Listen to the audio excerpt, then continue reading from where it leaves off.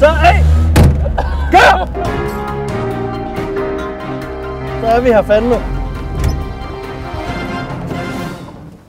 Hold op, Peter. Det er fantastisk kørt.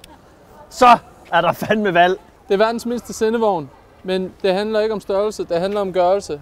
Og vi bidrager med en fyldig dækning af Folketingsvalget 2015 fra kl. 20.00 frem til når de engang beslutter sig for at blive enige om, hvordan mandaterne skal fordeles osv. Det foregår på internettet. Der kommer en adresse. Det hele bliver offentliggjort. Følg med på #valgamok. Det bliver amok. Det kan vi godt love. Nu kommer solen også.